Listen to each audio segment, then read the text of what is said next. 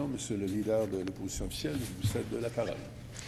Merci, Monsieur le Président. Alors, que retenir de nos échanges quant au projet de loi 107? Et c'est ce que je vais vous exposer pour la prochaine heure, Monsieur le Président. Beaucoup de choses ont été dites et j'entends utiliser toute l'heure au complet pour parler de ce dossier qui est important pour nous. D'abord, savoir que le Parti québécois est né sur plusieurs principes qui le guident toujours, notamment la probité, la transparence, l'honnêteté, la lutte à la corruption, la lutte aux caisses occultes sont à l'origine de la création du Parti québécois. Ces valeurs dont nous sommes fiduciaires nous animent toujours. Depuis des décennies, le Parti québécois s'est intéressé à ces enjeux, que ce soit lors de la SECO dans les années 70, que ce soit lors des réformes importantes sur le financement des partis politiques, sur l'intégrité des entreprises, sur toutes ces mesures qui font en sorte qu'on transige avec l'État de façon correcte, de façon honnête, que le dur labeur des citoyennes et citoyens du Québec serve d'abord les citoyens et non des intérêts voraces qui cherchent à détourner les fonds publics à leur profit par des subterfuges. Vous ne serez pas surpris de savoir que notre formation politique, toujours guidée par ces valeurs, a toujours demandé qu'on ait davantage de moyens pour lutter contre la corruption et qu'on prenne des moyens importants lorsque c'est nécessaire, qu'on pose des gestes, pour reprendre les paroles du ministre, lorsque c'est nécessaire. Ce gouvernement du Parti québécois, celui du premier ministre Lucien Bouchard, n'a pas hésité, lors d'une crise à la Sûreté du Québec, à nommer un civil, M. Guy Coulombe, à sa tête. C'est un geste audacieux et nécessaire qui a été salué. Voici un geste qui s'imposait dans les circonstances. Et il a, à travers son histoire, ce Parti québécois, avec les Serge Ménard, avec à la sécurité publique, avec les Paul Bégin à la justice, avec les ministres du gouvernement Marois, mon collègue de Verchères, mon collègue maintenant chroniqueur Bernard Drainville et d'autres, continuer le travail pour que le Parti québécois soit toujours à l'avant-garde en ces matières. Et à travers ce débat, on a vu le puissant leadership du Parti québécois sur 7 enjeux, qui nous a permis de réfléchir aux liens qui existent parfois entre le policier et le politique. Et ce que je retiens de nos échanges, c'est qu'on a permis un débat où on n'a jamais dévié de nos principes. Nous avons toujours dit qu'au-delà du projet de loi 107, il fallait questionner le lien entre la police et le politique. On n'a jamais dévié.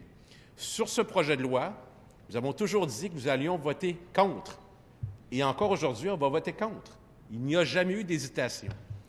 Le ministre ne pourra pas trouver une citation de votre humble serviteur ou de quiconque de ce caucus indiquant autre chose que la position que nous avons aujourd'hui. Rappelons certains faits.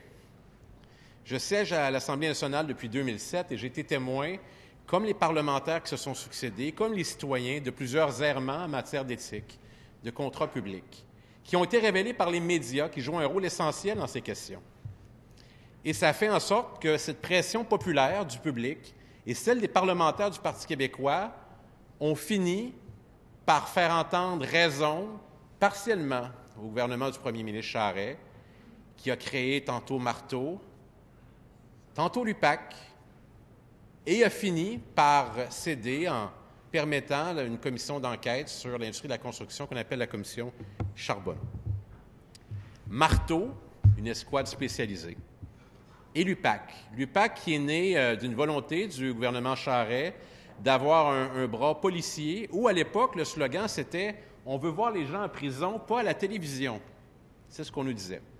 Et on a nommé un premier commissaire en 2011 avec sa loi constituante, qui est M. Robert Lafrenière, qui provient du Sérail libéral, qui est un ancien sous-ministre, qui a travaillé étroitement avec certains anciens parlementaires libéraux, certains qui ont quitté, d'autres qui sont toujours là, avec qui il entretient, j'ai l'impression, toujours des liens amicaux, pour reprendre une formule qu'on a entendue la semaine dernière. Alors, M. Lafrenière a été nommé en 2011 dans cette nouvelle organisation composite, avec des policiers de la Sûreté du Québec, du SPVM, des civils, des prêts de service, des gens qui se sont joints à cette nouvelle organisation, qui avait pour but de mettre les gens en prison davantage que de les mettre à la télévision. Et depuis 2011, on n'a pas eu souvent l'occasion de faire une reddition de comptes de l'unité permanente anticorruption. En fait, la seule fois où ça a été possible, c'est en novembre 2015, à l'initiative du député de Chaumédé, qui a fait en sorte, en sa qualité de président, d'inviter l'unité permanente anticorruption à venir nous parler de sa gestion. Alors, le commissaire est venu à l'Assemblée nationale nous parler de l'organisation, de ses façons d'opérer, et il l'a fait avec beaucoup d'ouverture. Il ne nous a pas rappelé à chaque fois qu'un parlementaire ne pouvait pas questionner la conduite des enquêtes. Il savait où s'arrêter. Il nous parlait de sa gestion. Alors, il l'a fait avec beaucoup d'ouverture et je l'ai salué à cette époque-là. Alors, en 2015. Et à cette époque, j'ai rappelé que dès le départ, en 2011, le Parti québécois, si je ne me trompe pas, c'était par l'entremise de mon collègue de Verchères, avait questionné, comme on le rappelle ce matin dans le Journal Le Québec, dans une chronique, il fallait se questionner sur l'indépendance du commissaire.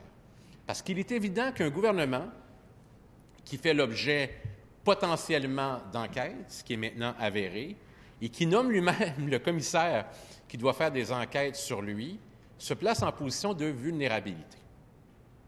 Alors, l'apparence de conflit d'intérêts et de vulnérabilité est dommageable pour la crédibilité de l'institution et nécessairement du commissaire. Alors, nous avions une solution pour ça. Et la solution qui avait été évoquée à l'époque et qu'on a réitérée en novembre 2015, c'est que le commissaire, à l'instar de d'autres fonctions importantes qui nous guident dans notre action et qui doivent être indépendantes, le commissaire devrait être nommé par les 2/3 des députés de l'Assemblée nationale. Une position qui a été reprise par plusieurs chroniqueurs et la Coalition Avenir Québec. Pourquoi? Bien, parce que, comme dans d'autres fonctions, à partir du moment où on a avalisé une nomination, les questions qu'on se pose sur l'indépendance ne se posent plus.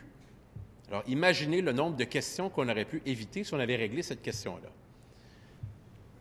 On le fait régulièrement. La dernière fois, c'était pour la Commission des droits de la personne et de la jeunesse. On le fait pour protecteur du citoyen, directeur général des élections, commissaire à l'éthique et d'autres postes. Ça ne cause pas de problème, parce que ces institutions se doivent d'être totalement indépendantes. Lorsqu'on propose cela pour le commissaire de l'unité permanente anticorruption, on nous dit « Ah non, il faut que ça relève de l'exécutif ». Je soumets humblement au gouvernement, et je pense que la population comprend qu'il a tout intérêt à ce qu'on puisse garantir l'indépendance du commissaire de l'unité permanente anticorruption.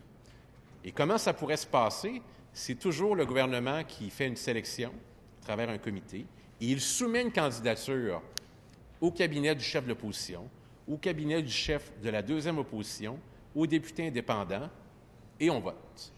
Et si on passe le test 2/3, la candidature qui est choisie s'en trouve légitimée, renforcée, et la question de son indépendance ne se pose plus.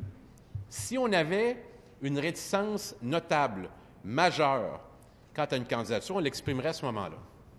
Je suis convaincu que le gouvernement ferait en sorte de choisir une candidature qui passerait le test.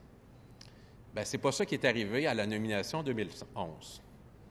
Alors, il est arrivé un autre exercice, celui de la reconduction au nom du commissaire, où on aurait pu faire appel à cette procédure qu'on appelait, comme formation politique, comme étant une façon d'assurer l'indépendance de l'organisation. Imaginez, M. le Président, si on avait réglé cette question-là, combien de questions qu'on a posées n'étaient plus nécessaires? On aurait questionné davantage les résultats en termes d'enquête. On aurait regardé la qualité de la preuve qui est fournie au DPCP et la priorisation. Et j'y reviendrai. Donc, entre 2011 et 2018, un seul exercice de reddition de comptes, en novembre 2015. Sinon, à l'étude des crédits, où le lien entre le commissaire d'unité permanente à la corruption et le ministre est assez évident, pour questionner le commissaire, je dois demander, par l'entremise du président de la commission, de pouvoir m'adresser à lui.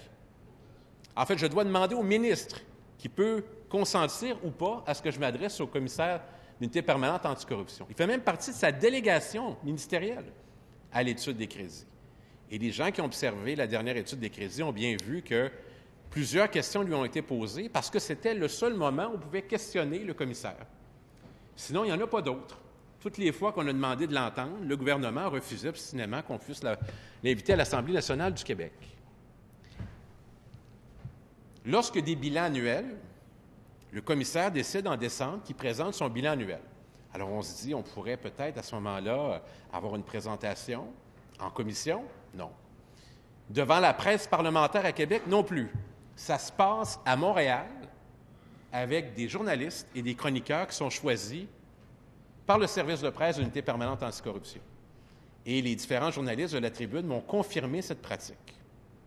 Heureusement, et c'est le seul amendement qui a été retenu par le gouvernement, dans le projet de loi 107, lorsqu'il sera adopté par l'utilisation de la majorité parlementaire pour faire oublier l'opposition regroupée des oppositions, on saura qu'à partir de décembre 2018, le commissaire actuel, ou celui qui sera là à ce moment-là, s'il est toujours là, le commissaire actuel, devra faire son rapport annuel devant la presse parlementaire à Québec, à l'Assemblée nationale du Québec.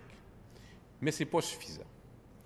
Sans le projet de loi 107, on pourrait quand même questionner l'organisation de l'UPAC. Pourquoi? Parce qu'elle relève du gouvernement du Québec, elle relève du ministère de la Sécurité publique. Le patron du commissaire d'unité permanente anticorruption n'est pas l'Assemblée nationale. C'est le député de Néligan. C'est le patron de l'UPAC. C'est de lui que relève le commissaire d'unité permanente anticorruption. Il est sous sa responsabilité, c'est son patron. Et c'est comme ça que c'est établi dans notre système. Et ça sera encore le cas malgré le projet de loi 107. Il sera toujours le patron de l'UPAC.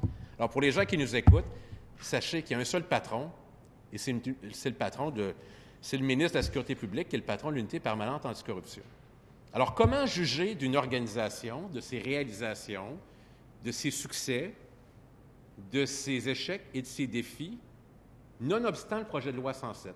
On aurait pu faire cet exercice de reddition de comptes, mais là, on doit le faire aussi dans un contexte où un projet de loi 107, vise à lui accorder plus de pouvoir. Alors, on a deux démarches parallèles. D'abord, évaluer une organisation existante, comme on le fait dans bien des cas dans des commissions parlementaires, et ensuite, à la lumière du projet de loi 107, comment on lui accorde davantage de pouvoir.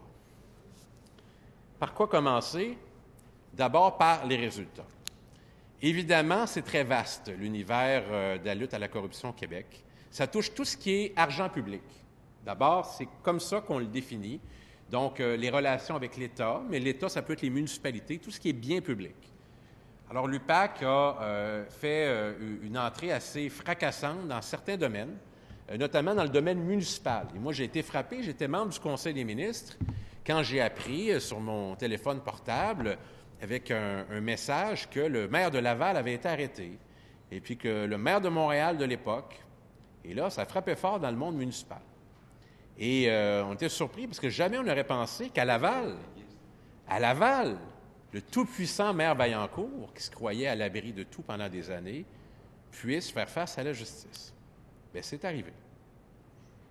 Autour des années 2012 à 2014, même chose pour le maire Applebaum, que j'ai eu à côtoyer parce que j'étais ministre du Tourisme, puis on a travaillé étroitement avec lui. En fait, il y a eu 4 maires de Montréal pendant que j'étais ministre du Tourisme, même si j'étais là pendant 18 mois.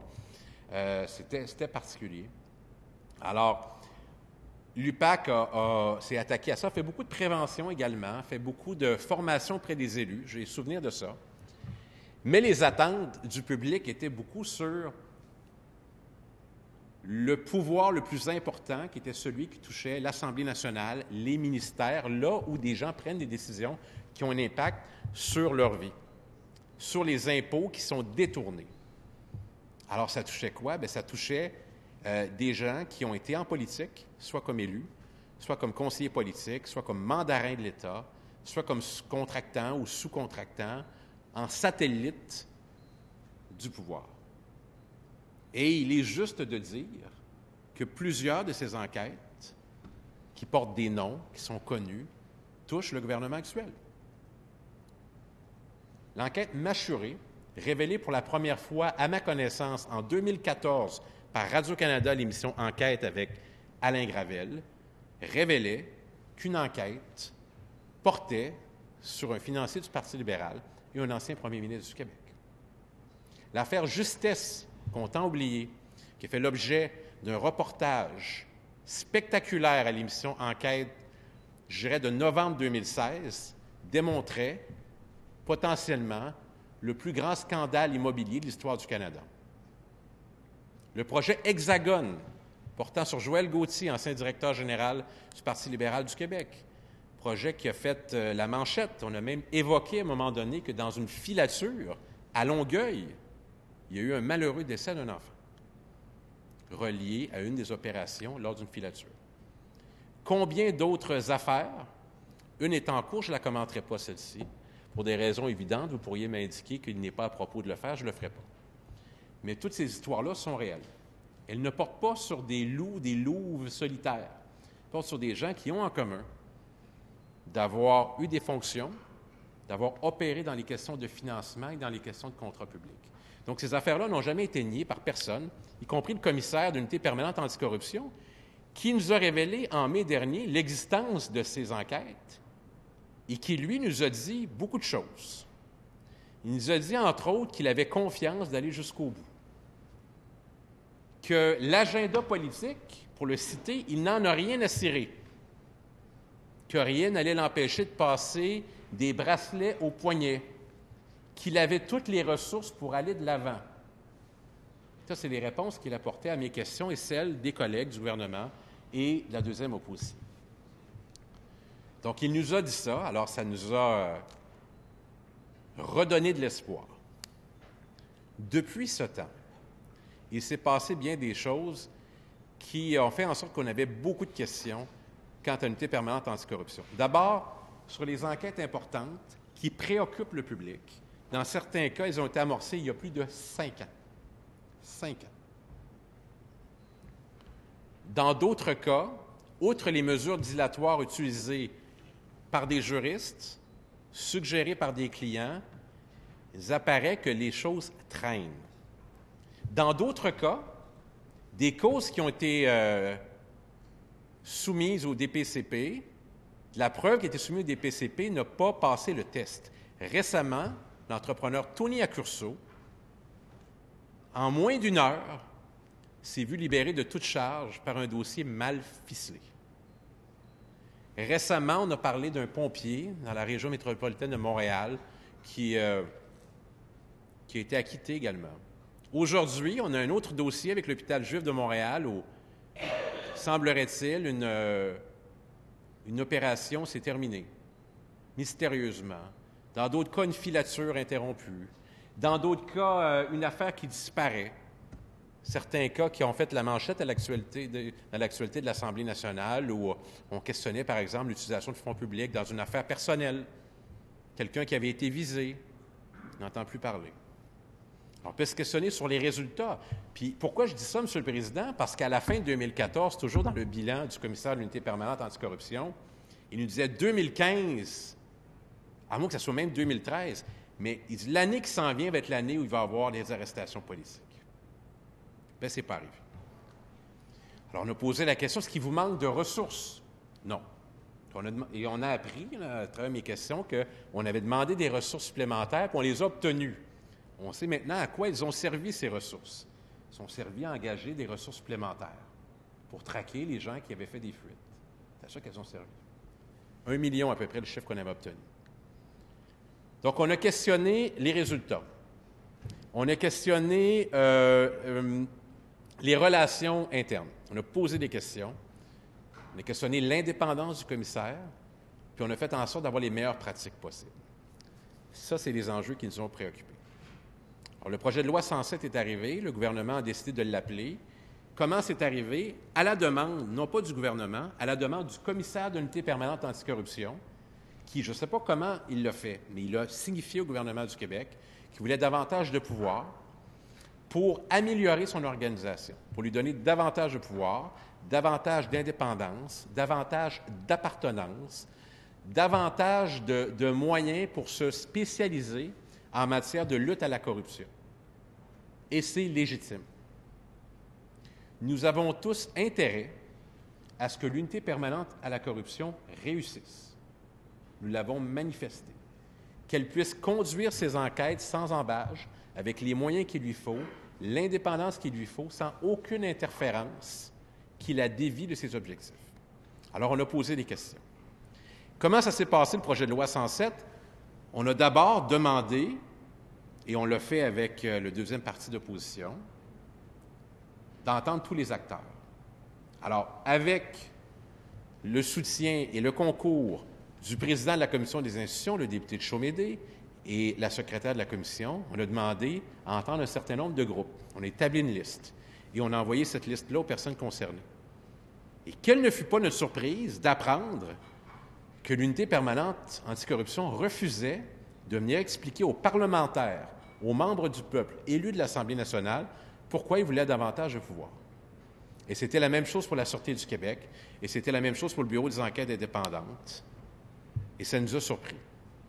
À telle enseigne qu'on l'a vu comme une insulte, et que j'ai décidé, avec mes collaborateurs de mon cabinet, de lancer une procédure sans précédent et d'indiquer clairement à ces groupes que s'ils décidaient de ne pas venir, on allait entreprendre une procédure avec subpénat pour les forcer à venir à l'Assemblée nationale.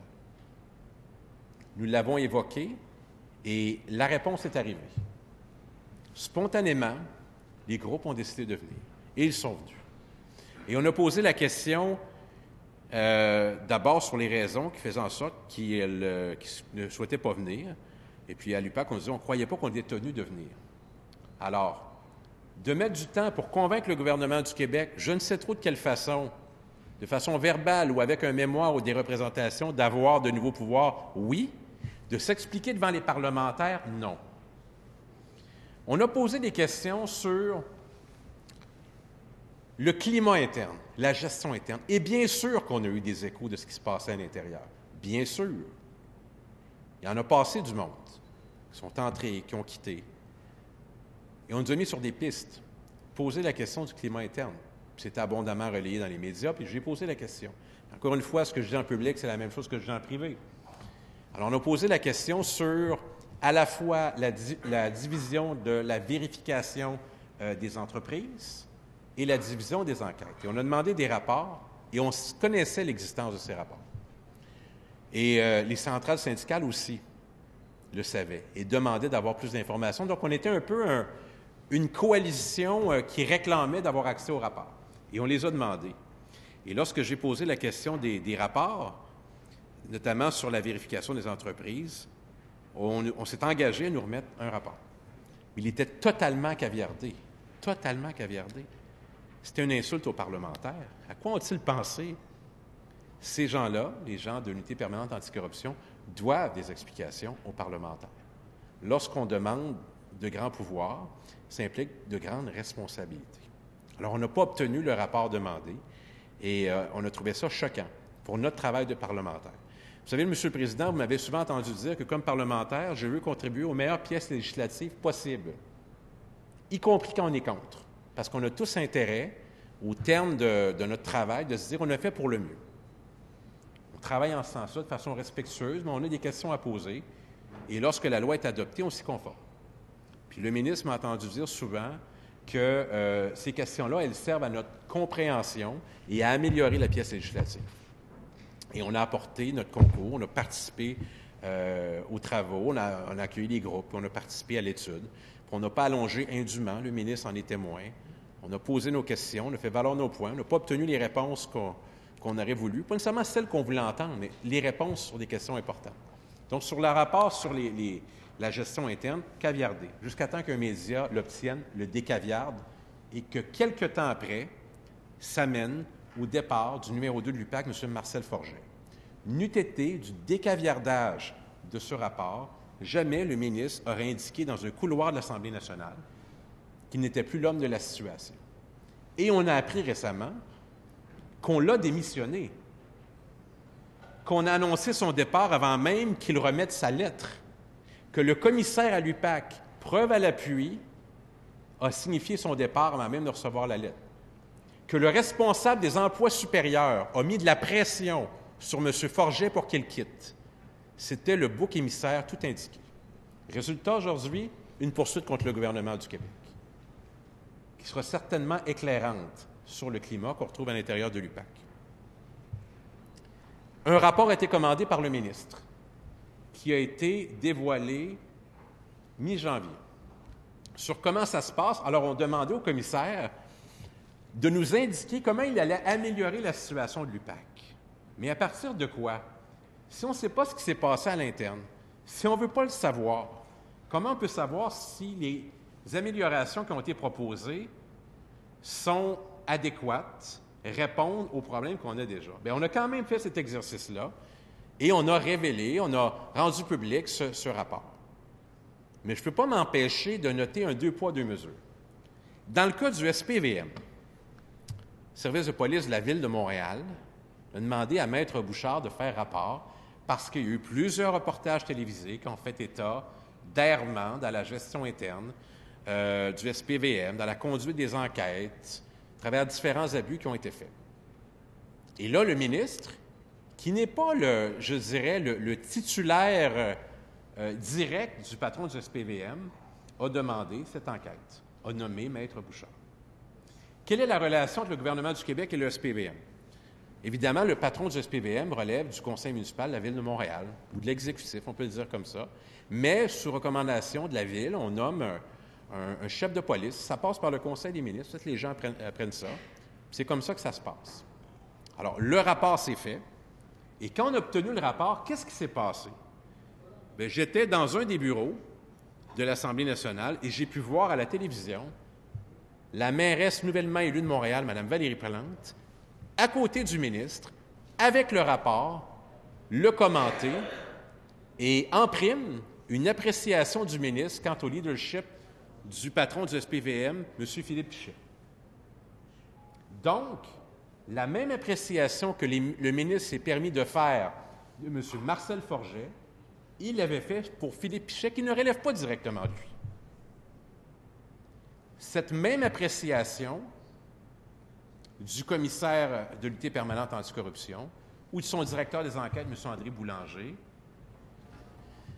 a été fait que partiellement, sinon que le ministre nous rappelle constamment que jusqu'ici, je n'ai pas de raison de ne pas avoir confiance. Mais je vais lui donner des raisons ce soir que je ne vais peut-être pas évoquer, qui pourraient lui permettre d'avoir ne serait-ce qu'un doute. Parce que je suis convaincu que le ministre, en son libre arbitre, est attentif à ce qu'on lui dit et attentif au message qu'on lui envoie de précaution. De précaution. La précipitation de l'adoption de ce projet de loi serait périlleuse pour la conduite des affaires de l'UPAC. D'accord? Au SPVM, le ministre se présente avec la mairesse de Montréal, présente le rapport, fait une appréciation sur le leadership. Mais il ne le fait pas pour l'UPAC. Lorsqu'il a présenté, en fait, non, il ne l'a pas présenté. Lorsqu'un vendredi après-midi, on a appris que le rapport sur l'UPAC était en ligne, le ministre ne s'est pas présenté en conférence de presse. Probablement une autre activité. Alors, pourquoi pas le faire pour l'UPAC qui relève directement de lui? Alors, qu'est-ce qu'on a appris? C'est que sur la vérification des entreprises, il y allait avoir des correctifs à travers 2 rapports. Mais M. Forget avait déjà quitté, donc déjà, on pouvait dire on va partir sur des nouvelles bases avec un leadership différent. Mais quelle ne fut pas ma surprise de réaliser qu'à la division des enquêtes, il n'y avait pas de rapport qui portait là-dessus. Surprise.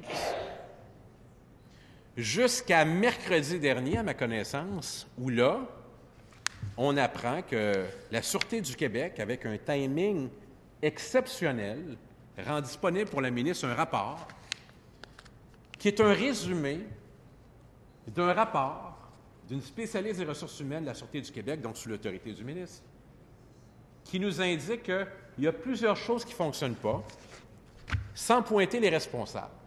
Et ça nous ramène à la 2e demande de rapport, qui est toujours sans réponse. Nous savons assurément qu'il existe un rapport de Mme Karine Martel de la Sûreté du Québec qui démontre des errements d'une très grande gravité à l'intérieur de l'UPAC.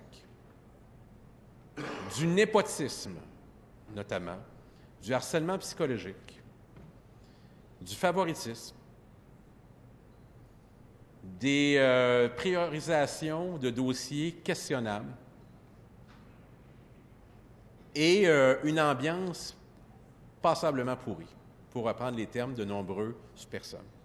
Et tout ça est corroboré par des gens qui ont participé, des gens du monde syndical, des anciens policiers, même l'Association des policiers provinciaux du Québec, qu'on n'a pas l'habitude de voir pousser les hauts cris sur la place publique. 2 reprises, on nous indique que les policiers sont prêts à quitter, que ce n'est plus vivable, que personne qui va aller au party de Noël, que les gens n'ont pas confiance. Et ce n'est pas lié à l'appartenance, c'est lié à la question fondamentale qui devrait nous animer présentement. Notre formation politique veut améliorer l'unité permanente anticorruption, c'est un fait. Mais dans ces conditions, ce n'est pas possible. Le gouvernement du Québec, dans bien des cas, a questionné le leadership des organisations à bon droit. Mais pour une raison qui m'échappe, refuse obstinément de faire le même exercice pour l'unité permanente anticorruption. À telle enseigne qu'on se retrouve dans une situation inusitée où, sur un enjeu aussi sensible que les enquêtes de police qui touchent le politique, et ça c'est de l'inédit depuis 50 ans au Québec, le gouvernement va se retrouver seul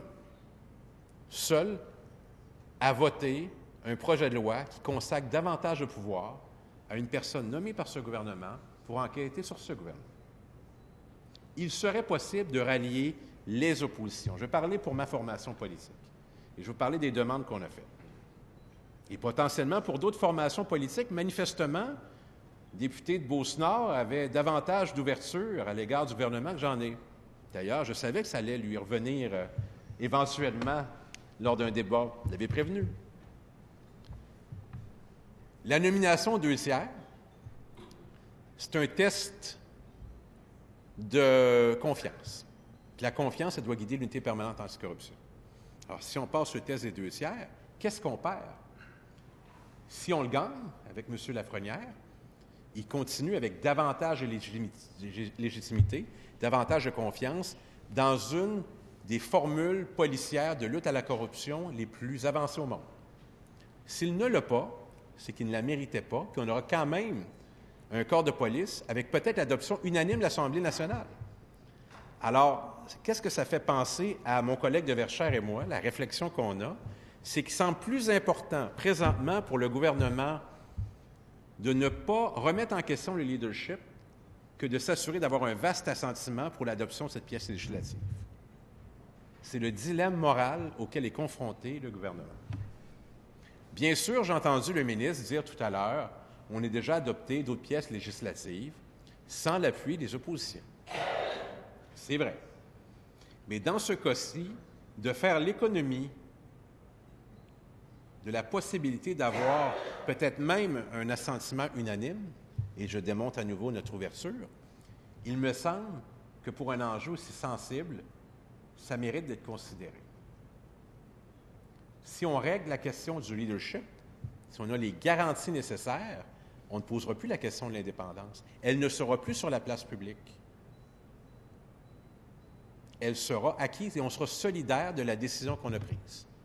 On en sera partie prenante. Puis on aura confiance. Puis à l'étude des crédits, bien, ce sera l'étude des crédits de l'UPAC. Puis les gens comprennent que, compte tenu de la nature particulière de ces fonctions, ça prend la plus grande indépendance possible. Je dirais que présentement, avec le directeur général des élections, c'est probablement l'institution qui mérite la plus grande indépendance, qu'elle n'a pas présentement. D'ailleurs, j'ai vu dans le passé, dans les dernières années, au moins à 2 reprises, le commissaire indépendant de l'UPAC tenir des conférences de presse avec 2 ministres du gouvernement du Québec, avec le député de Marguerite Bourgeois et le député de Néligan. C'était mal avisé, selon moi. Je l'ai exprimé au commissaire de l'UPAC. Mais ça va plus loin que ça. Je vous ai parlé des rapports qu'on n'a pas eus, que les médias ont fini par obtenir au moins un. L'autre rapport, on ne l'a pas. On ne veut pas nous le donner. Le commissaire de l'UPAC nous dit en janvier, ce rapport existe, il appartient à la Sûreté du Québec. On demande à la Sûreté du Québec, ils ne veulent pas nous le donner. Je le demande au ministre. Il a le pouvoir de l'exiger aujourd'hui même à la Sûreté du Québec. S'il le souhaite, on peut l'avoir demain matin sur notre bureau avant de voter. Son choix, c'est de ne pas le rendre public. Je ne sais pas ce qu'il y a à l'intérieur, mais toutes les indications que j'ai me disent qu'il faut aller voir avant d'accorder plus de pouvoir. Le ministre n'a jamais répondu à la question suivante. Est-ce que lui sait ce qu'il y a à l'intérieur de ce rapport? S'il le sait, ça mérite d'être communiqué aux parlementaires par l'entremise du document. C'est une de nos conditions, d'accord? Donc, il y a ça. Il y a d'autres épisodes qui, depuis l'étude des crédits de 2017, nous font nous questionner sur la gestion de l'UPAC. Évidemment, sur l'affaire du député de Chaumédé, je vais retenir 2 éléments. Le premier, d'avoir entendu 2 responsables de l'UPAC en conférence de presse nous indiquer que tout ça faisait l'objet d'une arrestation spontanée, ce qui est un mensonge. D'accord? Ça a été démontré que c'était une opération planifiée. C'était faux. On nous a dit ça. Personne n'a branché. On a laissé les gens en poste. On nous a indiqué, à peu près là, à cet endroit-là, M. Lafrenière, que l'agenda politique, il n'y en avait rien à cirer. Le même commissaire, en décembre dernier, nous indique que pendant la campagne électorale, il n'y aurait pas d'arrestation. Il a décrété ça lui-même.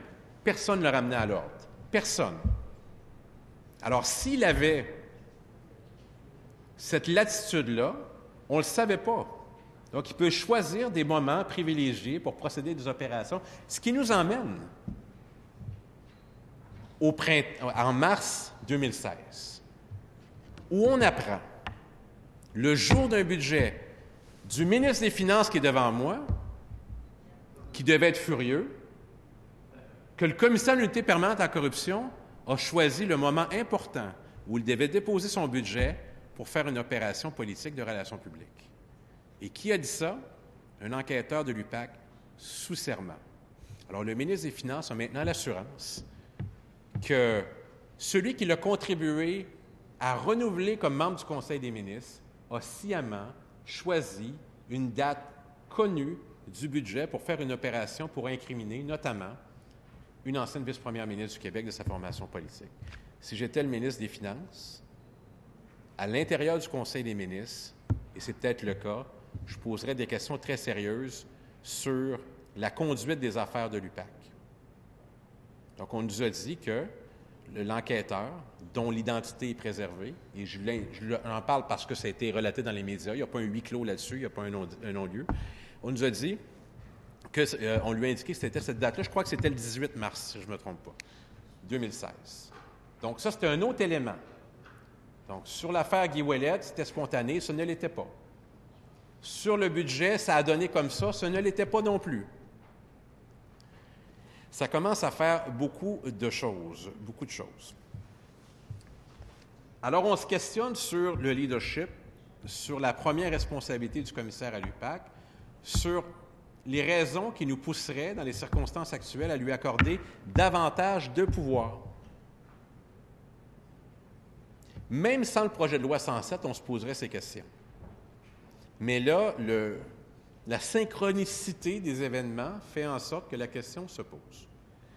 J'indique au gouvernement du Québec qu'il n'a pas réussi à nous rassurer quant aux moyens qui sont utilisés pour faire en sorte de nous donner confiance dans l'administration actuelle. Le ministre a fait le choix, ou le gouvernement a fait le choix et indiqué au ministre qu'il fallait passer cette législation-là malgré les oppositions. Je trouve non seulement que c'est imprudent, c'est le moindre mot. Je trouve que c'est irresponsable. Nous avons proposé, mon collègue et moi, de différer l'adoption de ce projet de loi, le temps de vérifier un certain nombre d'éléments importants, sérieux, qui sont connus actuellement au plan public et qui nécessiteraient pour le ministre de prendre ses responsabilités et de s'assurer que les égarements qui sont connus sont pris au sérieux. Jamais on n'accepterait une telle accumulation de faux pas dans une grande organisation, une société d'État, par exemple, ou un organisme parapublic. Mais on l'accepte avec l'UPAC au nom de quoi? Au nom de la continuité? C'est ça qu'on a évoqué. C'est le principal critère qui a été retenu quand on a fait le choix du commissaire. Ce qui nous amène aux critères qui ont guidé le choix du commissaire. On nous parle que les emplois supérieurs, mais davantage un comité, puis de gens très honorables, ont sélectionné un certain nombre de personnes qui répondaient au profil de personnes qui pourraient recommander des noms, et je ne doute pas du tout de leur travail. Alors, ils ont recommandé des noms, peut-être au nombre de 3 ou maximum de 5, c'est un peu ce qu'on a obtenu comme échantillon. Et là, le gouvernement du Québec, sur la base de ces noms, va faire un choix. Sur quelle base? Bon, on le saura dans 25 ans quand les procès-verbaux du Conseil des ministres seront rendus accessibles. Et on nous a indiqué que le choix qui avait été retenu, c'était M. Lafrenière pour des questions de continuité. Je dois prendre la parole du premier ministre qui nous a indiqué ça. J'ai toutefois pris mes précautions et posé la question au ministre, est-ce que c'était votre choix? Est-ce que c'était la candidature que vous recommandiez?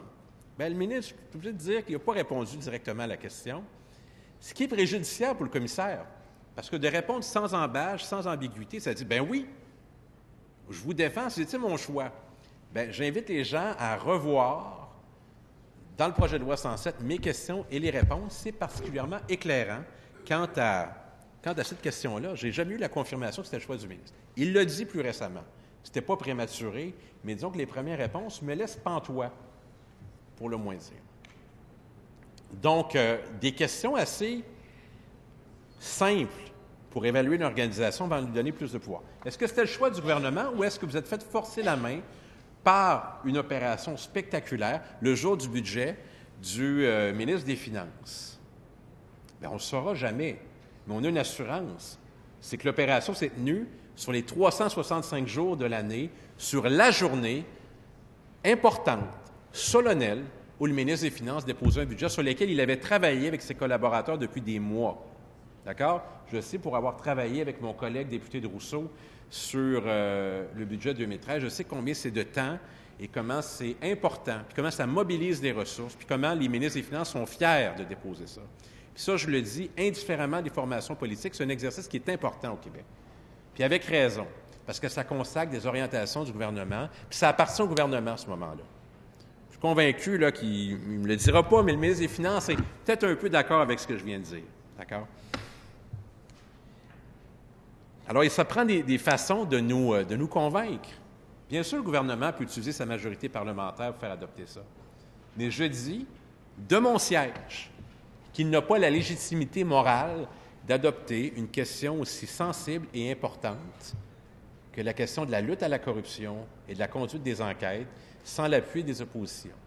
Et à titre de leader parlementaire de l'opposition officielle, je lui indique que je suis prêt à continuer les échanges avec lui, à suspendre les travaux et à trouver une solution satisfaisante qui va nous permettre de passer à autre chose et de laisser faire ces questionnements-là parce qu'on aura totalement confiance dans l'administration de l'UPAC.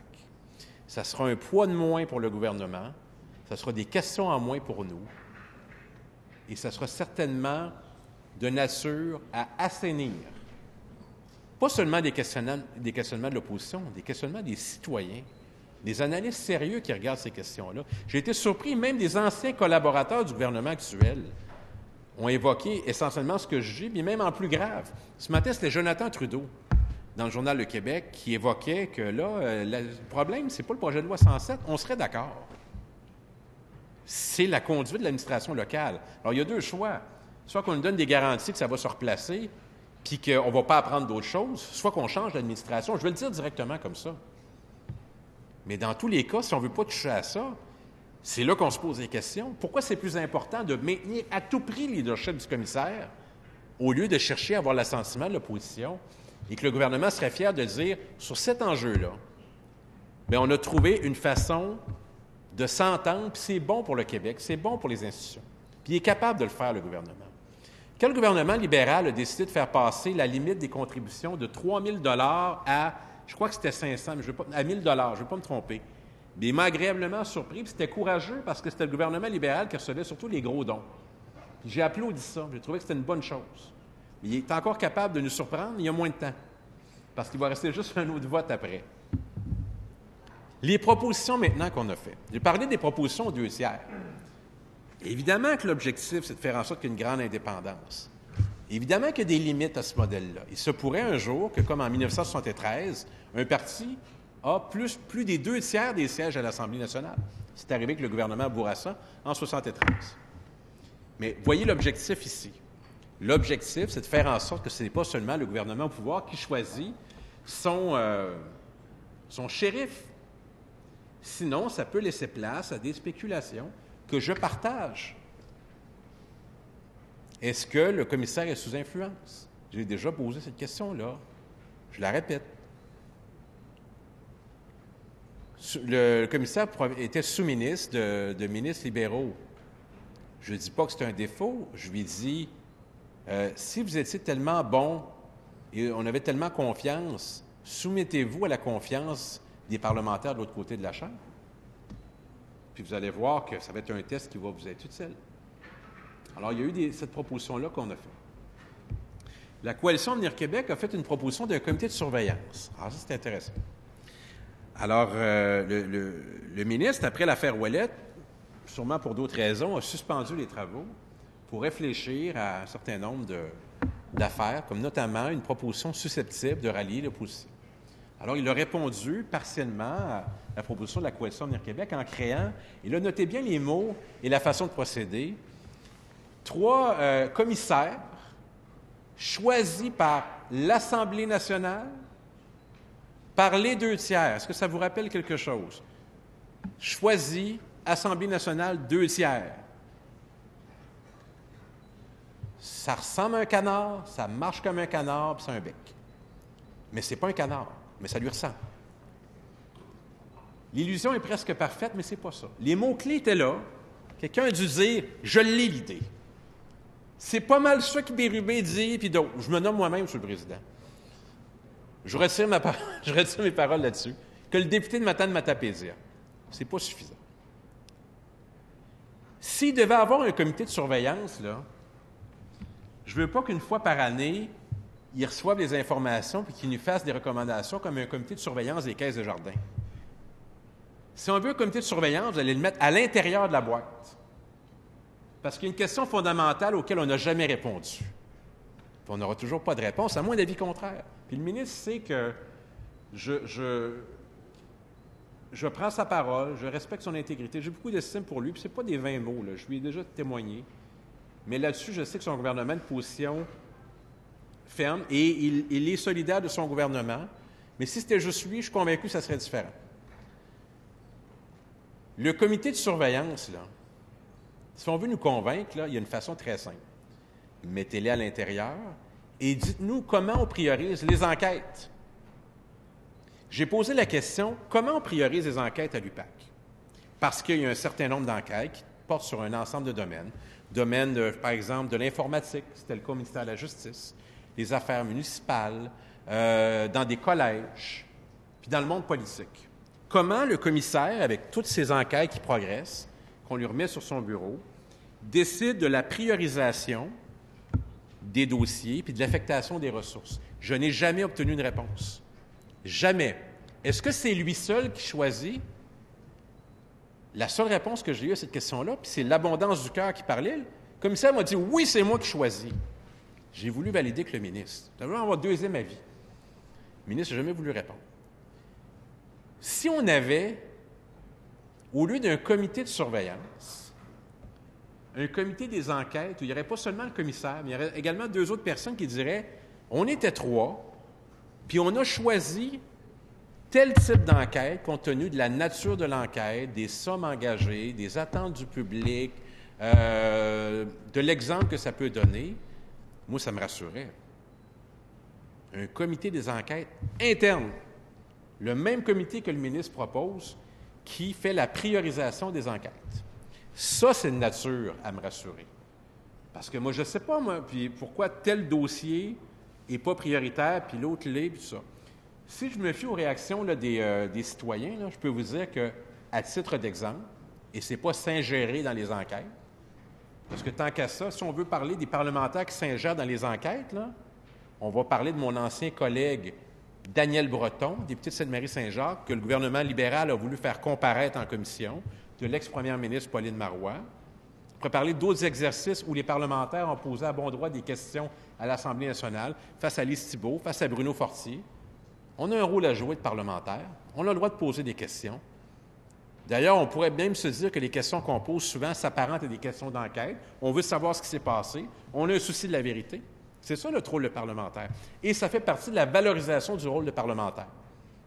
Un parlementaire, c'est un rôle important.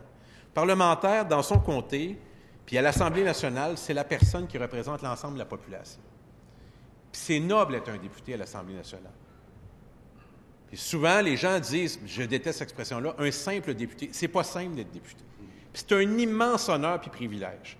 Puis ça va faire 11 ans que je suis ici. Si vous saviez comment je suis reconnaissant aux gens de chez nous de me permettre de les représenter. Puis c'est la même chose pour tout le monde. Puis l'estime que je porte aux collègues de l'autre côté fait en sorte que je leur demande, bien humblement, de demander à leur formation politique, à leur gouvernement, de prendre le temps qu'il faut pour qu'on l'adopte ensemble, ce projet de loi-là. Pas de point politique à marquer là-dessus. Là. C'est assez facile à vérifier. Là.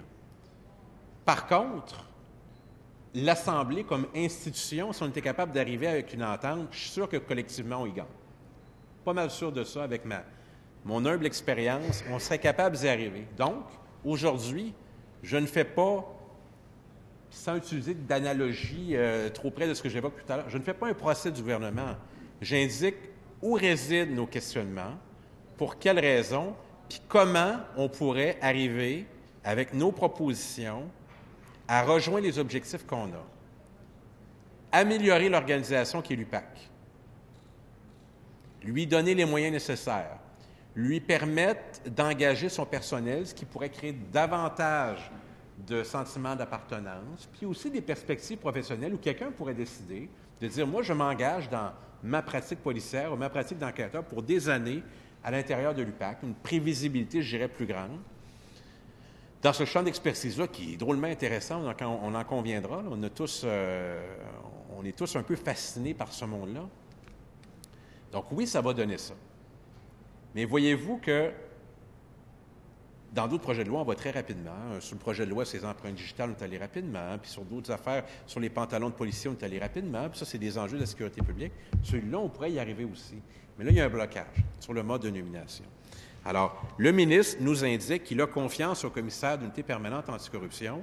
Je dis encore une fois de mon siège que je sais que ce n'est pas partagé par tous ses collègues. Ils se reconnaîtront parce qu'ils me l'ont dit. Ils sont plusieurs. Et les derniers cas datent d'aujourd'hui. Mais ils vont quand même voter, puis je leur en tiens pas rigueur, puis je ne veux pas révéler leur nom, mais ils sont faciles à vérifier. Vous remarquerez le non-verbal. Il n'y en a pas juste un, il y en a plusieurs. Trouver un arrangement. Alors, je l'ai proposé, là. On est prêt à prendre un moment pour échanger. Le ministre a identifié au leader parlementaire l'automne dernier que ça prenait un moment pour réfléchir à une formule qui était le comité de surveillance, qui n'a quand même pas réussi à rallier la coalition Avenir Québec. Et tant mieux, parce que lorsque j'ai entendu mon collègue de Beauce-Nord indiquer, suite aux discussions de caucus de son parti, qu'ils allaient voter avec le gouvernement, bien, j'ai dit, il me semble que c'est bien peu pour les convaincre. Et là, rapidement, le chef de la CAQ a décidé, au-delà de la décision de son caucus, de changer de position. Il a vu les réactions. Et c'est tant mieux et je l'en félicite. Je le félicite d'avoir réalisé que la position qu'il avait décidé d'imposer à son caucus n'était pas la bonne. Et ça a réjoui certains des collègues du député de Beauce-Nord. Avec raison. Parce qu'eux aussi, ils veulent être capables de contribuer à la meilleure pièce législative possible. Mais là, dans les circonstances, les parlementaires de l'opposition officielle, de la deuxième opposition, de Québec solidaire, vont tous voter contre, là. Puis ils n'ont pas indiqué qu'ils allaient changer, là.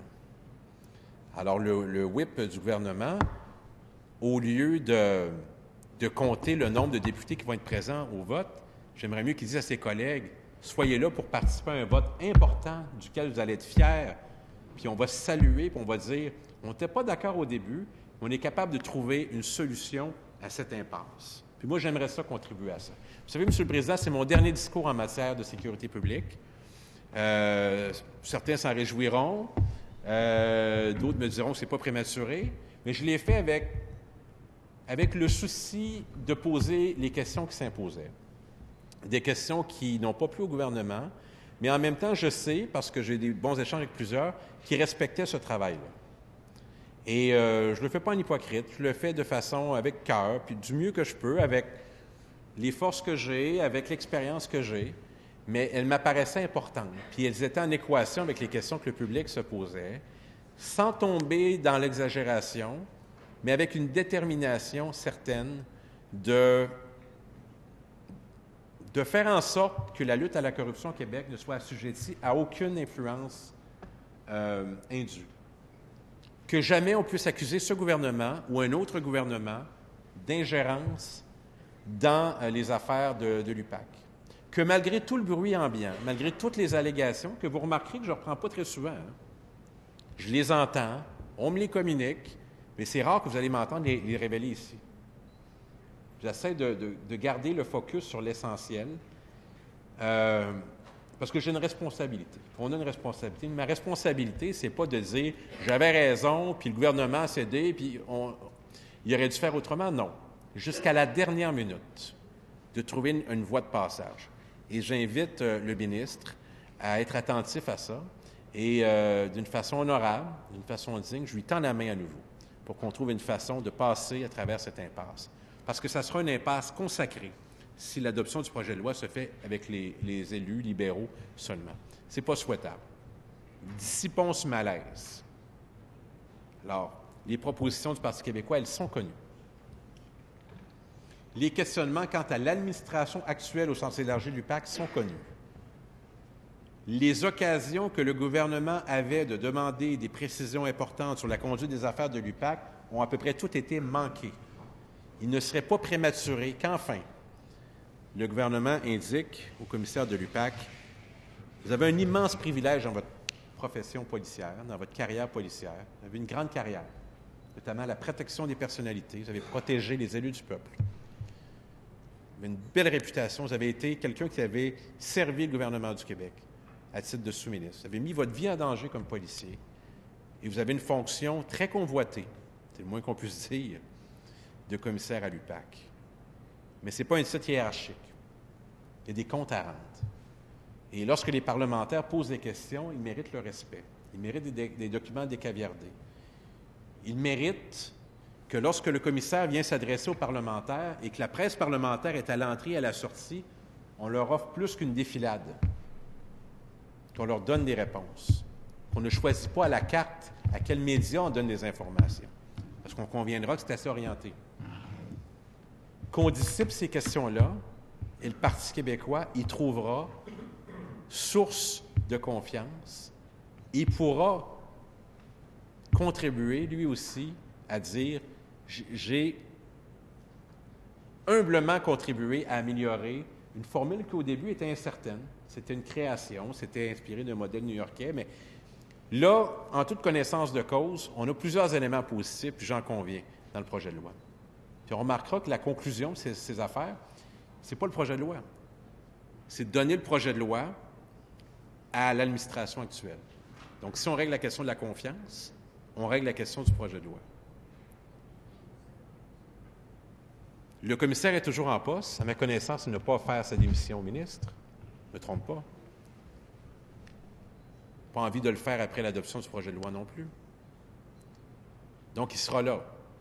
Je dis ça aujourd'hui, on surveillera l'actualité.